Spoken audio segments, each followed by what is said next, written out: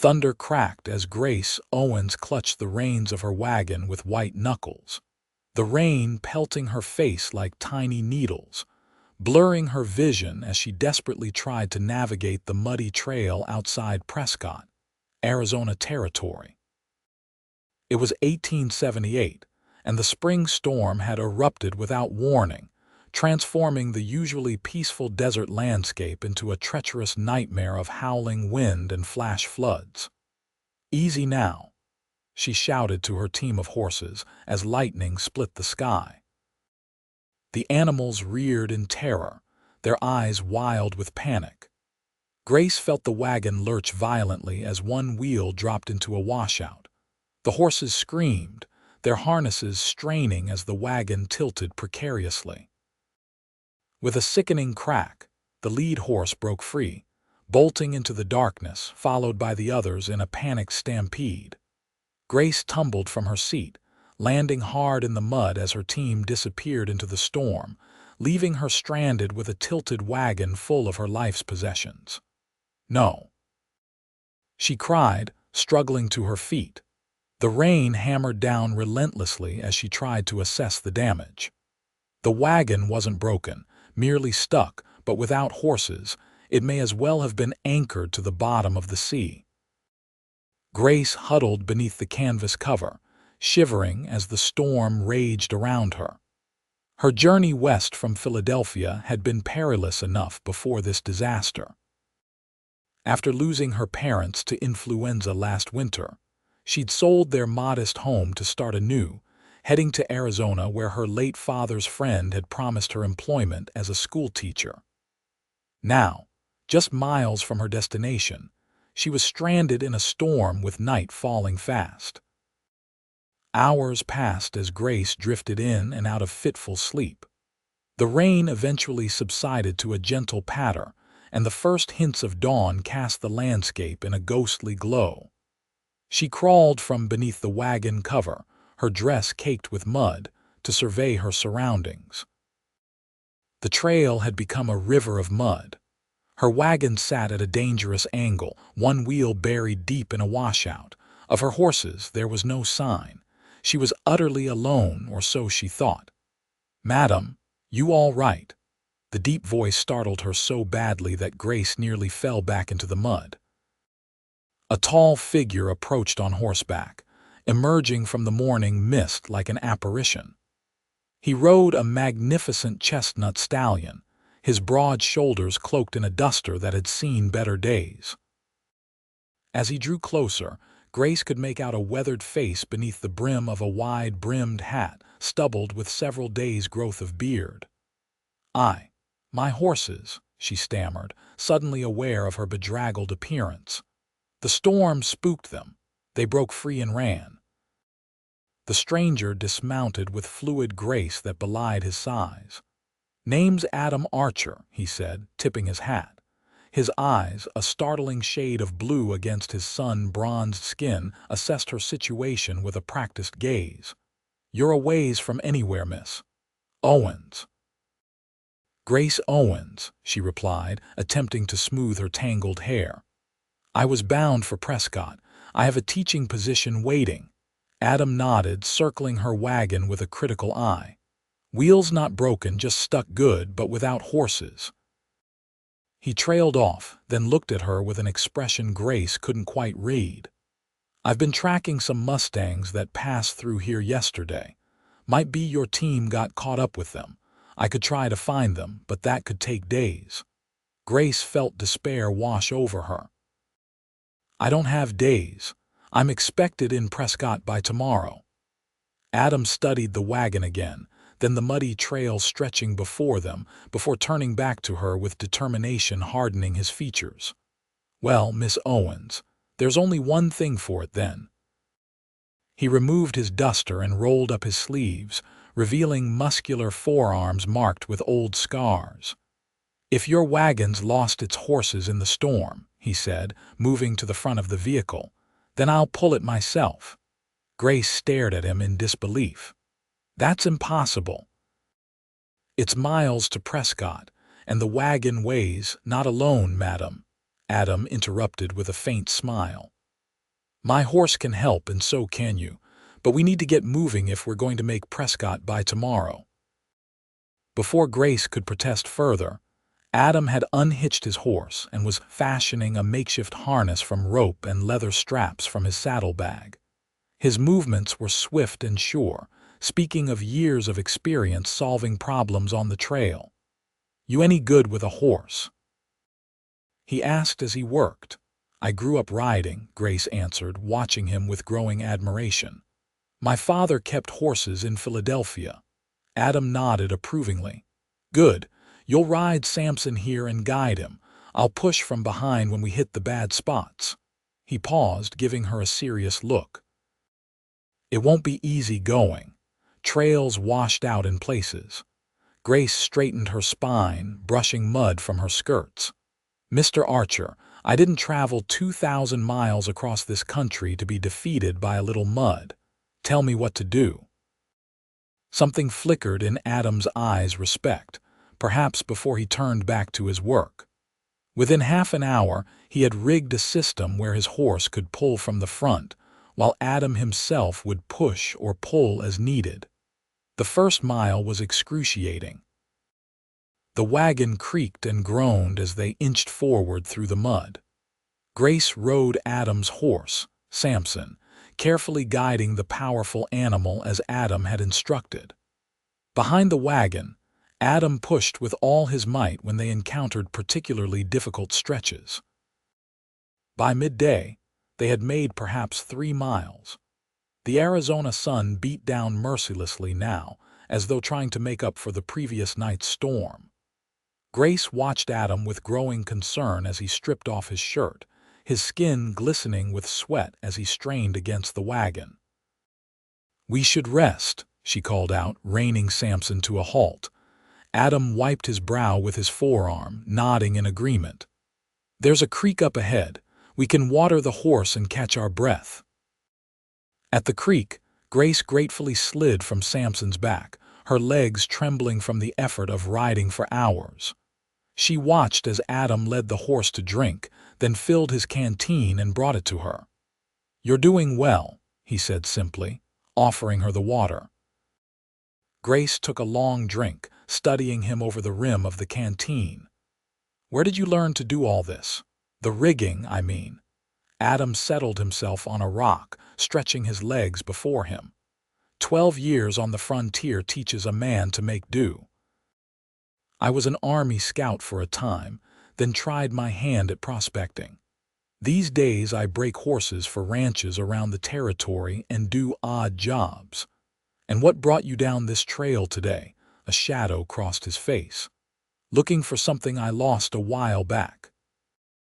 Before Grace could inquire further, Adam stood and moved back to the wagon, checking the makeshift harness. The moment had passed, and she sensed he wouldn't welcome more questions on the subject. They resumed their journey after a brief rest, making better time as the ground began to dry. By late afternoon, they had covered nearly 8 miles, and Adam pointed to a distant smudge on the horizon. "That's Prescott," he said. "Still a fair piece away. We won't make it before dark." Grace nodded, feeling a mixture of relief and disappointment. "We'll have to make camp then." "There's a homestead about a mile ahead," Adam replied. "Belongs to the Hendersons. Good folks. They might put us up for the night."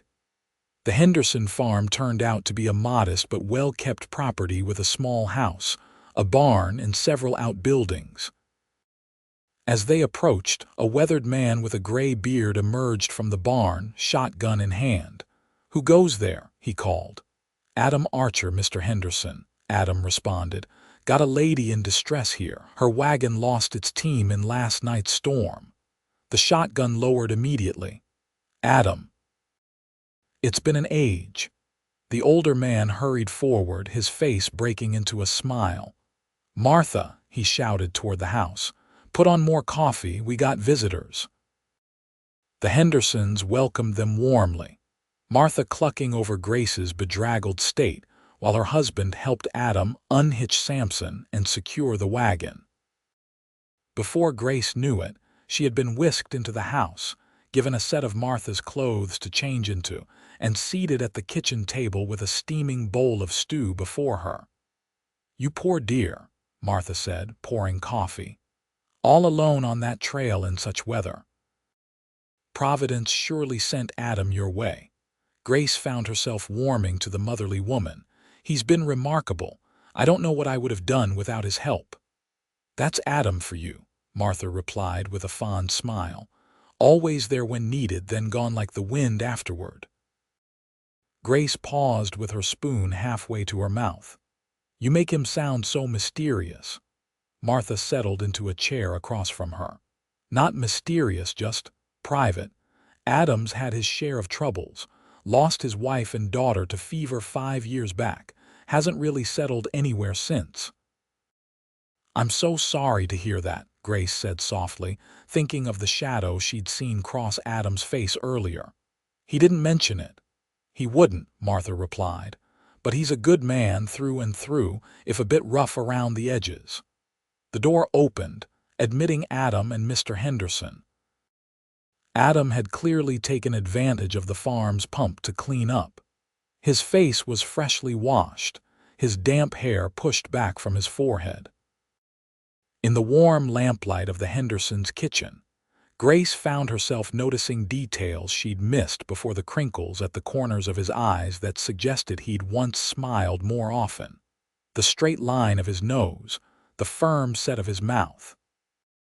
"Wagon secure," he announced, accepting the cup of coffee Martha pressed into his hands. "And Samson's settled in with your horses, John. You'll both stay the night," Martha said firmly. "No sense pushing on in the dark. Tomorrow's soon enough to reach town."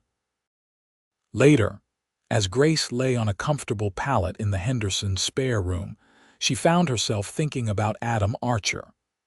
The loss of his family explained the solitary nature she'd sensed in him, the way he seemed both part of the world and apart from it.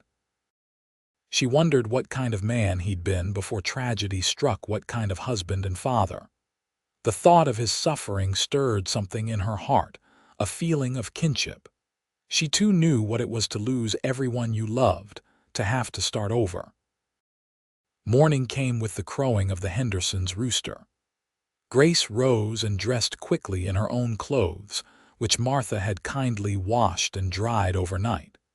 When she emerged from the house, she found Adam already at work with the wagon, checking the wheel that had been stuck in the washout. "Good morning," she greeted him. "Is everything all right with the wagon?"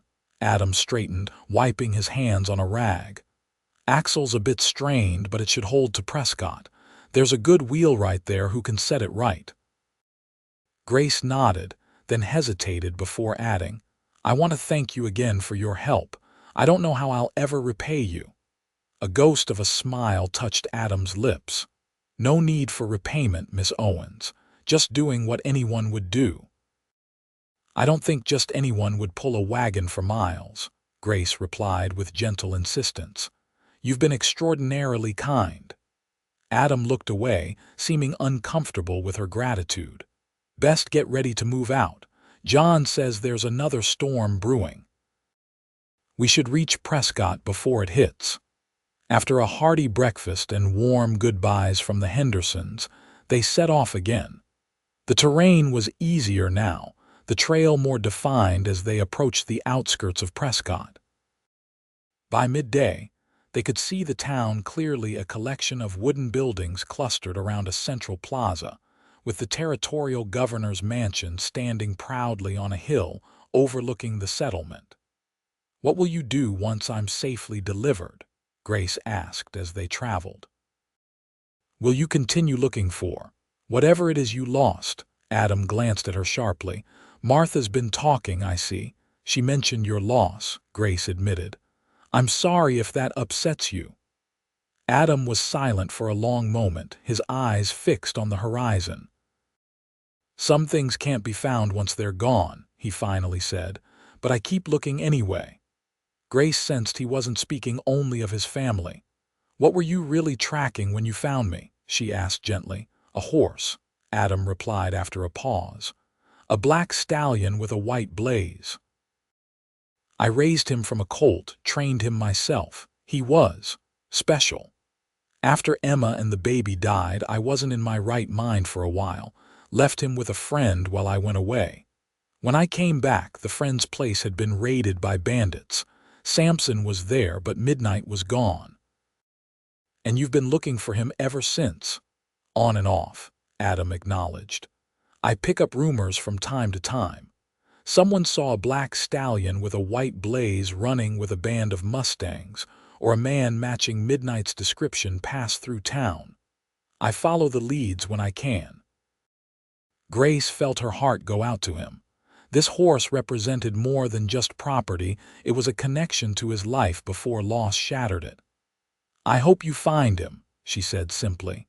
They reached Prescott by mid-afternoon. The town was bustling with activity: miners, cowboys, merchants, and settlers going about their business.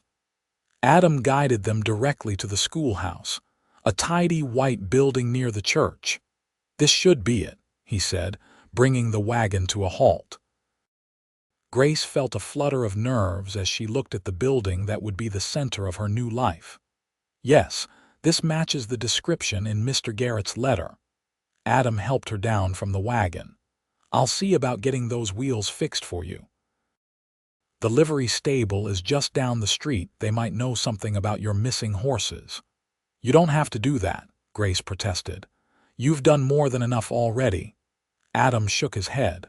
I'll see this through, Miss Owens. You get settled with Mr. Garrett. I'll be back before sundown. Before Grace could respond, the schoolhouse door opened, and an elderly gentleman with spectacles and a neat white beard emerged. Miss Owens, he called, peering at her. Is that you? We've been quite concerned. Grace turned to introduce Adam, but he had already slipped away, leading Samson toward the livery stable at the end of the street. Mr. Garrett welcomed Grace warmly, exclaiming over her ordeal and ushering her into the schoolhouse. Inside, a small apartment had been prepared for her: a sitting room, bedroom, and tiny kitchen, simply but comfortably furnished. The school board wanted to ensure you had suitable accommodations, Mr. Garrett explained. The previous teacher, Miss Wilson, left rather suddenly to marry a rancher from California. The children have been without formal instruction for nearly 2 months. Grace tried to focus on Mr. Garrett's orientation to the school and its needs, but her thoughts kept straying to Adam. Would he really return as promised? Or would he take the opportunity to continue his search for his lost horse now that she was safely delivered? The afternoon passed in a blur of introductions to school board members and prominent citizens who dropped by to meet the new teacher. Grace was provided with textbooks, class records, and a schedule of lessons. By evening, her head was spinning with information, and she was desperately in need of rest. Just as she was about to retire for the night, there was a knock at her door. When she opened it, Adam stood there, hat in hand. Your horses have been found, he said without preamble. A rancher brought them in this afternoon. They were tangled up in some brush about 5 miles out of town. They're at the livery now, being looked after.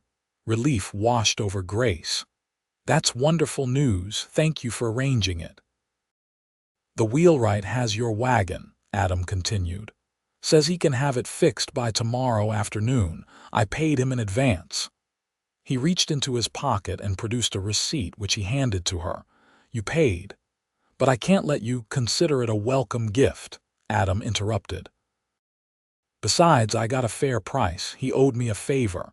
Grace looked up at him, noting the fatigue in his eyes. You must be exhausted. Where are you staying tonight? There's a boarding house down the street, Adam replied. I've taken a room there. A sudden impulse seized Grace. Would you have dinner with me tomorrow to thank you properly for all you've done? Adam hesitated, looking genuinely torn. That's kind of you, Miss Owens, but please, Grace insisted. I'm a stranger in town. It would be nice to share a meal with a friend. Something softened in Adam's expression. All right, he conceded. Tomorrow evening, then. After he left, Grace stood at her window watching his tall figure recede down the street. There was something about Adam Archer that called to her a kindred spirit, perhaps another soul who understood loss and the courage it took to continue afterward. The following day was busy with preparations for the start of school on Monday. Grace arranged her classroom, organized supplies, and reviewed the curriculum Mr. Garrett had outlined. By late afternoon, she was beginning to feel more confident about her new position. As promised, Adam appeared at her door that evening, looking surprisingly different. He had visited the barber. His beard was trimmed neatly and his hair freshly cut. He wore a clean shirt and vest, though he clearly wasn't entirely comfortable in such civilized attire. "Your wagon is ready," he announced. "The horses are fine, too. A bit scratched up from the brush they were caught in, but sound." "Thank you," Grace said, genuinely touched by his thoroughness. "Shall we go to dinner? Mr. Garrett recommended the restaurant at the Palace Hotel." The Palace Hotel restaurant was the finest establishment in Prescott, with white tablecloths, crystal glasses, and a piano player in the corner. Grace could tell immediately that Adam was uncomfortable in such surroundings, but he conducted himself with quiet dignity as they were seated. "So," Grace said after they had ordered, "will you be staying in Prescott for a while?" Adam shook his head. "Heading out tomorrow. There's a ranch up north that needs horses broken." "And midnight. Will you continue looking for him?" A shadow passed over Adam's face. "Always," he said simply. Their meal arrived, temporarily halting conversation. Grace watched Adam surreptitiously as they ate, noting how his eyes constantly scanned the room, how he sat with his back to the wall, habits of a man accustomed to danger and the need for vigilance. "What will your life be like here?" Adam asked suddenly. "Teaching in a frontier town isn't what you're used to, I'd wager." Grace smiled. "No, it's not. But after my parents died, Philadelphia held too many memories. I needed something new, something challenging." She paused, then added softly, "Sometimes the only way forward is to leave everything behind." Adam's eyes met hers, a flicker of recognition in their depths. "Yes," he agreed quietly, "sometimes it is." For a moment, they sat in companionable silence, two people who understood each other without needing words. "I should tell you," Adam said finally, "that while I was at the livery stable yesterday, I heard something that might interest me. A man passed through town 3 days ago with a black stallion matching Midnight's description. He was heading for the mining camp at Lynx Creek." Grace felt a pang of disappointment. "So you'll be leaving sooner than you planned?" "First light tomorrow," Adam confirmed. "If it is midnight, I don't want to lose the trail." Grace nodded, trying to hide her feelings. It was foolish, she told herself, to feel anything but gratitude toward this man who had helped her. They were strangers who had shared a brief adventure, nothing more. After dinner, Adam walked her back to the schoolhouse.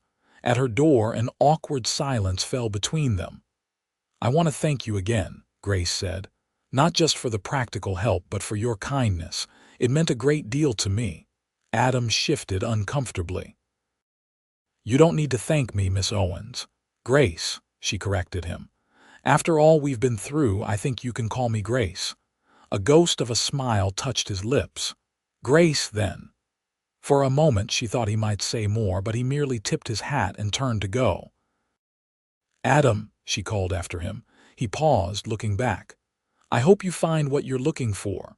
Something flickered in his eyes, regret, perhaps, or longing. "Goodbye, Grace," he said softly, and then he was gone, swallowed by the gathering darkness. Grace slept poorly that night, troubled by dreams of storms and lost horses.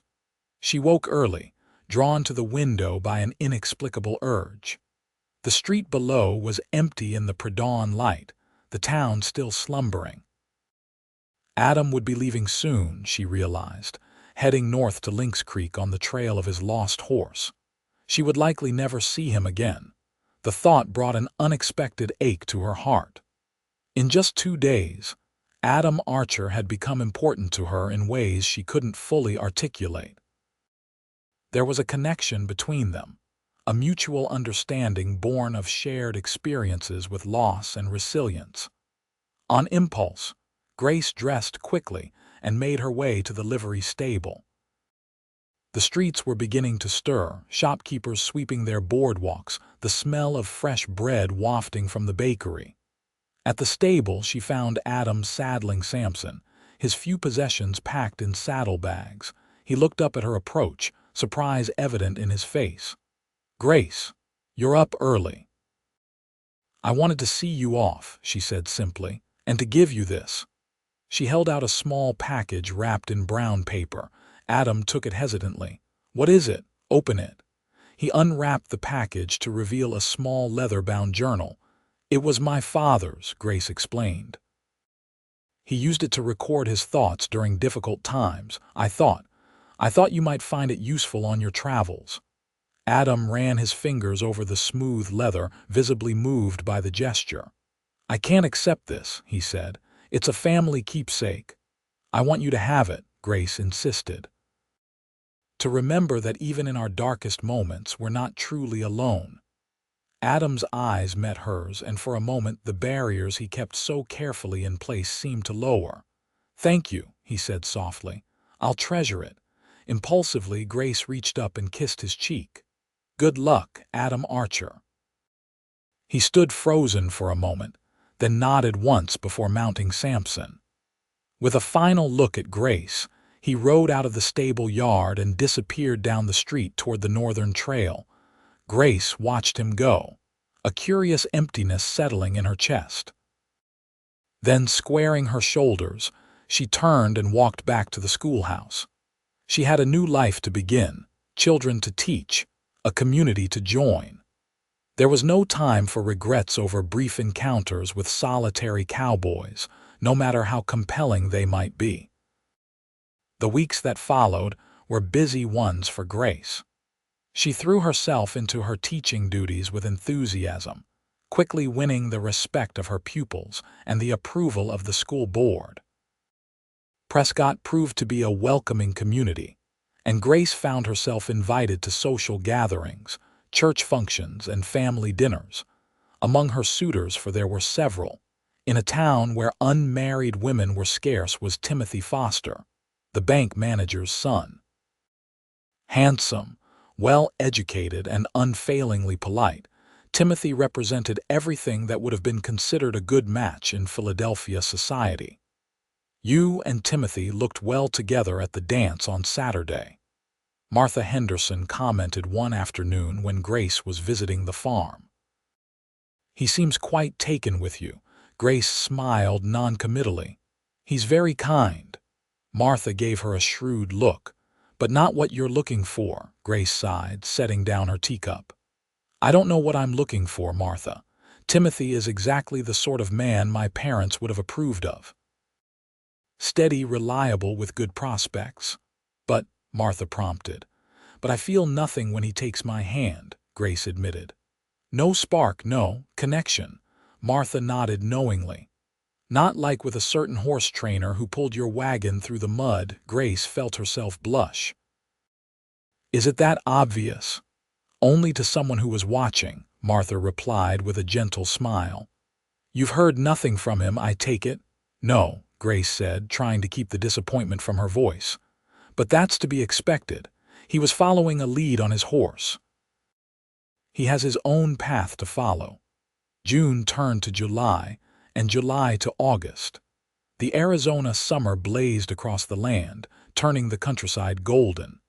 Grace settled into her role as teacher, finding satisfaction in her pupils' progress.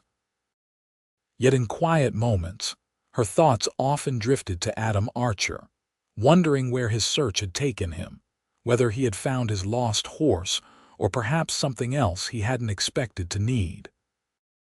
It was the first week of September when the stage brought a package addressed to Miss Grace Owens, schoolteacher, Prescott, Arizona Territory. There was no return address. Curious, Grace opened it to find her father's journal, along with a letter written in a strong, if somewhat unpracticed, hand. Dear Grace, I've carried your father's journal with me these past months and filled many of its pages. You were right, it helped to write down thoughts that have been too long confined. I found Midnight at Lynx Creek, but he wasn't what I expected to find. The years changed him, as they've changed me. He's running with wild horses now, leading his own band.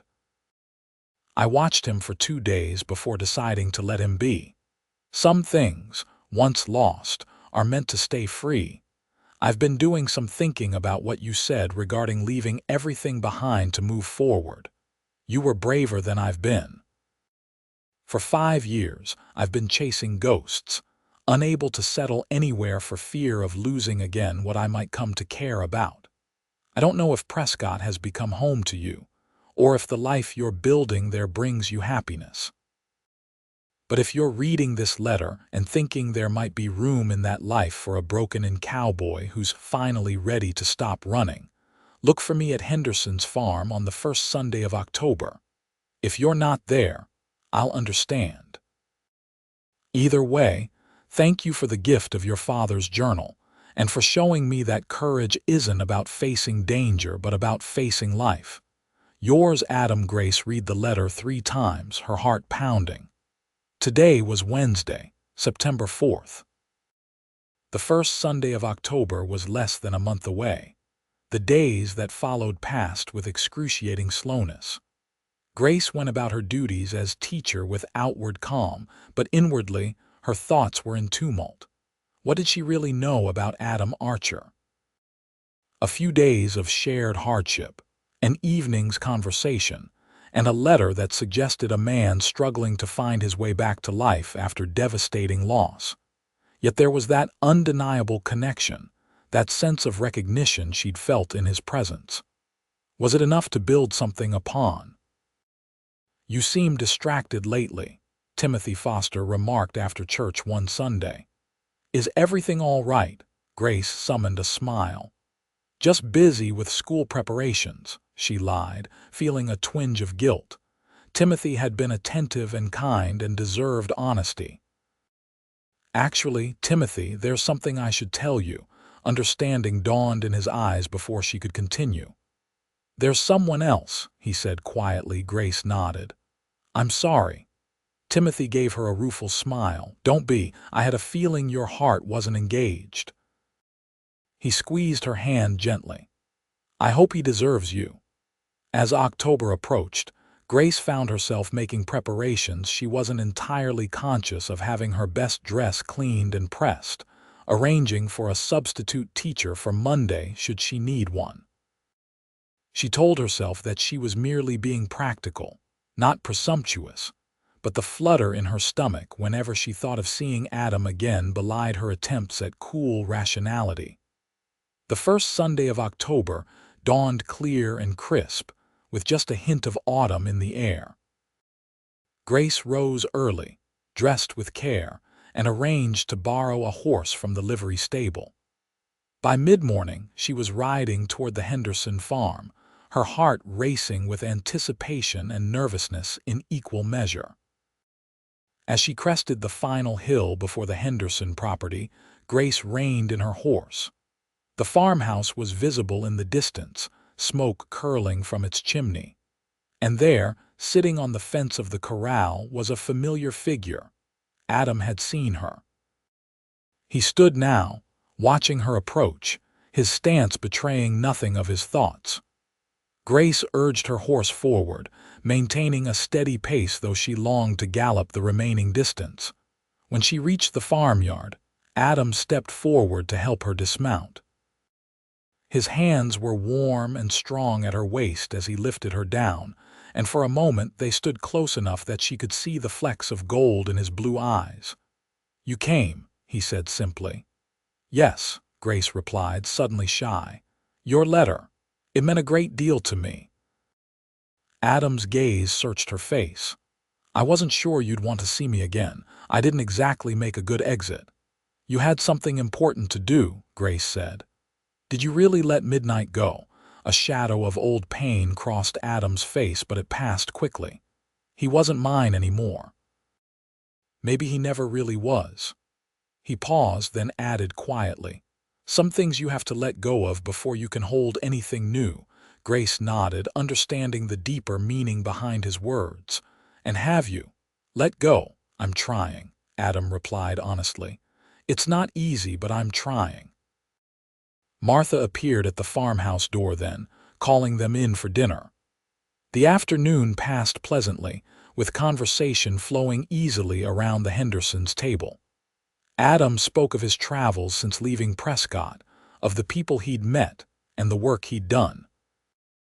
Grace shared stories of her school and pupils, the challenges and rewards of teaching on the frontier. As the sun began to set, Adam suggested a walk. They strolled away from the farm, following a path that led to a small ridge overlooking the valley.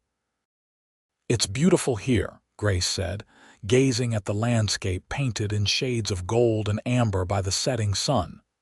"It is," Adam agreed, though he was looking at her rather than the view. After a moment, he added, "I've been thinking about settling in this area." Grace's heart skipped a beat. "Have you?" John Henderson mentioned that the old Taylor place is for sale. It's run down, but the land is good. With some work, it could be a fine horse ranch. "Is that what you want, to raise horses?" Adam nodded. "It's what I know best, and it's honest work that would let me put down roots." He hesitated, then turned to face her directly. "Grace, I know we've spent barely a week in each other's company, all told. I have no right to ask anything of you. But these past months, writing in your father's journal, thinking about what I want for the future, your face kept appearing in my mind." Grace felt a warmth spread through her chest. "Is that why you came back? To see if the reality matched what you remembered?" "Partly," Adam admitted. "And partly because I realized something when I was watching Midnight with his band of horses. He looked complete. Like he'd found where he belonged." His eyes held hers steadily. "I want that feeling too." Grace stepped closer to him, her heart pounding.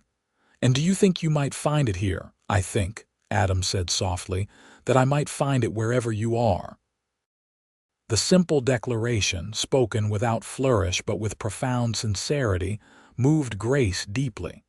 She reached up to touch his face, her fingers tracing the line of his jaw. "I've thought about you too," she confessed. "About your kindness and your strength. About the way you looked at me like you truly saw me." Adam caught her hand in his, pressing it against his cheek. "I did see you. I do." There on the ridge, with the setting sun painting the world in fire, Adam Archer kissed Grace Owens for the first time. It was a gentle kiss, tentative at first, then deepening as Grace responded. When they finally drew apart, both were breathless. "I don't expect any promises," Adam said, his voice husky. "I know you have a life in Prescott, responsibilities. I just wanted you to know how I feel, what I'm hoping for." Grace smiled up at him. "I appreciate your consideration, Adam, but I think I'm old enough to know my own mind." She took his hands in hers. "I came here today because I wanted to see if what I felt for you was real, or just a romantic notion born of unusual circumstances. Now I know." "And," Adam prompted, a hint of vulnerability in his eyes. "And I think the old Taylor place sounds like it could be a wonderful home, with the right work put into it," Grace replied, her eyes shining. "Though I'll need to finish the school term before I can consider any changes to my living situation." A slow smile spread across Adam's face, the first full, genuine smile Grace had seen from him. "Are you saying what I think you're saying, Miss Owens?" "I'm saying," Grace answered, "that I believe we have a chance at something rare and precious, Mr. Archer, and I'd like to see where it leads." Adam pulled her close again, wrapping his arms around her. "I'm not an easy man, Grace," he warned. "I've spent years alone, running from memories. There will be days when the past weighs heavy. And I'm not an easy woman, Grace countered. I'm stubborn and independent, and I won't be treated like porcelain. There will be days when we disagree. Adam laughed, the sound rusty from disuse but genuine. I wouldn't have it any other way. They returned to the Henderson farm hand in hand, their path illuminated by the rising moon. Martha took one look at them and smiled knowingly, while John clapped Adam on the shoulder with gruff approval. That night, as Grace prepared for the ride back to Prescott, Adam walked her to her horse. "I'll come to town on Wednesday," he said. "We can talk more then, make some plans." Grace nodded, already looking forward to it. "I'll be waiting." The months that followed were a time of transformation for them both. Adam purchased the Taylor Ranch and threw himself into restoring the property, repairing fences, mending the roof of the old farmhouse, and building new stables. Grace continued teaching, but spent her weekends and free time at the ranch, helping with renovations and learning about horse breeding. Their courtship was unconventional by the standards of the day, two independent people finding their way toward each other, while respecting each other's needs for space and autonomy. There were disagreements, moments of doubt, times when old fears resurfaced. But through it all, the connection they had felt from the beginning only deepened and strengthened. On a bright April morning in 1879, almost exactly a year after their first meeting, Grace Owens and Adam Archer were married in a simple ceremony at the Henderson farm. Grace wore a dress of pale blue silk, with wildflowers in her hair instead of a veil. Adam, looking uncomfortable but proud in a new suit, couldn't take his eyes off her as she walked toward him. "I never thought I'd have this again," he whispered as they exchanged vows. "A chance at happiness." Grace squeezed his hands. "Not just a chance, Adam, a certainty."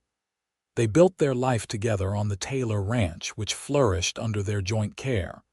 Adam's reputation as a horse trainer grew, attracting business from ranchers throughout the territory. Grace continued teaching for another year before retiring to focus on the ranch and, eventually, their growing family. Their first child, a daughter they named Elizabeth, was born in the spring of 1880. She had her father's blue eyes and her mother's determination. A son, William, followed 2 years later, completing their family circle.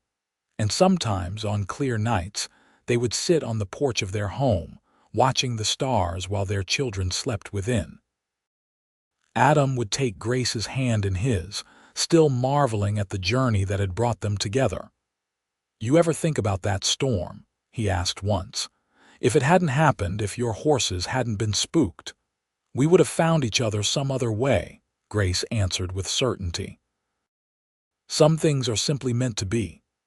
Adam smiled, pulling her close. "Like a school teacher from Philadelphia and a wandering cowboy." "Exactly like that," Grace agreed, resting her head on his shoulder. Years passed and the Taylor Ranch prospered. Their children grew tall and strong, learning the ways of horses from their father and the love of books from their mother. Adam never did recapture Midnight, but occasionally, travelers would bring reports of a magnificent black stallion with a white blaze, still running free with his band in the high country. "He's where he belongs," Adam would say with quiet acceptance.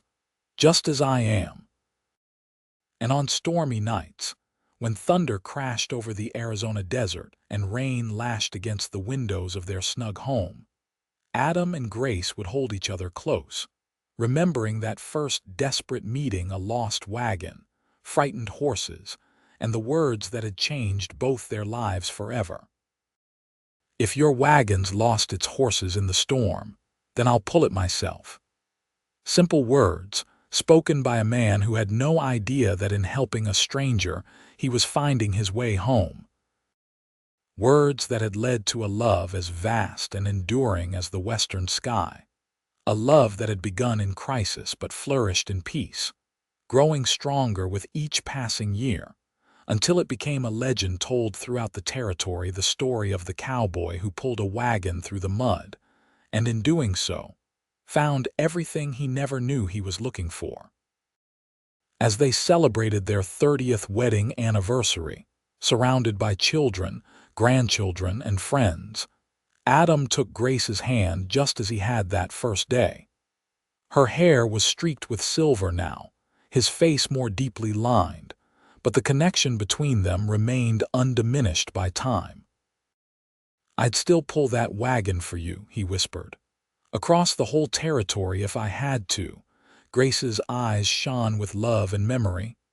"I know you would," she replied, squeezing his hand, "but I'm glad we're pulling it together now."